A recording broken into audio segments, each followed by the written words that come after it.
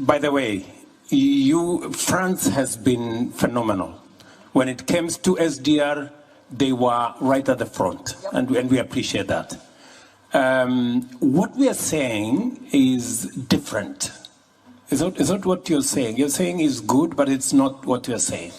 We are not saying that we continue to have what the taxes France is paying, the taxes Kenya is paying in the current setup. Those are national issues. We need a financial transaction tax at a global level where even countries like Kenya pay.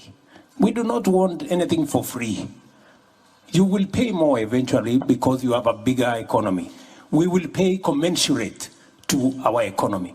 And we want those resources controlled not by IMF and World Bank. Because IMF and World Bank, you have the final say. We don't have no say. We want another organization of equals, where you have as much say because you pay, as much as we do because we also pay. That's the organization we are looking for. And that is why we are saying we need a new financial architecture, where governance, where power is not on the hands of a few people. We can agree on the governance of the institution. We can agree on the sharing of power so that all of us have access to resources that go to making sure, number one, renewable energy. We invest in decarbonization. Number two, adaptation, mitigation, smart agriculture. Number three, restoring our planet, restoring our biodiversity, and making sure our carbon sinks work. This is what we are saying, and we would appreciate a little understanding. We want to be, we are talking the normal.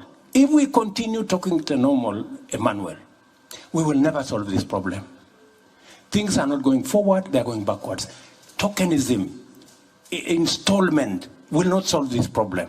We have a much bigger problem than the installment we are discussing here will solve.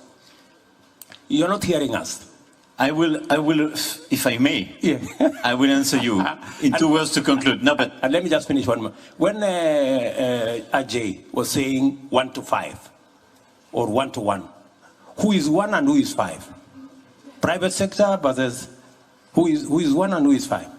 $5 private sector mobilization for every dollar of money that comes in. 5 from private. Surely, Ajay. How do you persuade the private sector to bring their money for public good? Private sector is driven by profit, my friend. I mean, unless you persuade me otherwise. So we're going to run out of time, but there's a whole conversation to be had about what money goes into adaptation versus what goes into mitigation, which part of it the private sector is ready to go for, how they could be investing in renewable energy. There's a whole conversation, which I am relatively confident we will try and address when this group gets going. At least my objective was 1 for 1. But it's feasible because I think the whole point is if you take the first loss. I agree with you if that is the case. But I mean, I love having bold people, and I take the point. It is possible to bring risk down. We have fragmented the instruments in place, so risk is not going down. We can integrate them and we can bring risk down. But this probably requires a separate session. Yeah. No, but at least you take first loss or guarantee. But just to address your point as a final conclusion, I don't know the country which would accept to have business or people being taxed if it's not voted by your people. This is a sovereign competence. So I agree with you. I want a global taxation. This is my point. But it will be submitted to the acceptation of, and the vote of each national parliament. It's a matter of fact. There is no global tax without a national vote, because it's a matter of sovereignty, William. So I love your objective. I do share it. My point is I started to do it, but this is not a new global governance. If you accept to have your activities, your people or your business being taxed globally, by whom, collected by whom and how, it doesn't exist.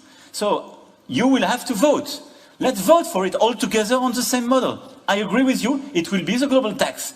Second, I think the best way to address your point is to make the governance reform of IMF and World Bank, and to make them much more adapted to the current world. And I totally agree with the new financial architecture proposed this morning by the Secretary General. Let's not create a new one. Let's just transform the ones we had. And final point, what we are discussing, I'm sorry, but I've been involved in this business probably for too many years. But it's not business as usual.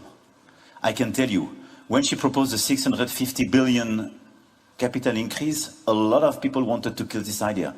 When we committed for the 100 billion 2 years ago, it was a big splash everywhere. And the fact that we finalized it, it's not normal business. Otherwise, if going from 30 to 100 means nothing, I mean, what is the meaning of our concrete action? So if we deliver concretely what we are discussing today, it's a huge transformation of the model. But it's not the end of the game, I agree with you. We do need an in-depth transformation of our global governance, for sure. And we do need a governance of World Bank and IMF reflecting this world, this new demography and the new dynamics. So let's follow up that in the proper session, and we can finalize this evening and tomorrow, but now we are running big time out of time. Thank you very much to all of you, and let's deliver.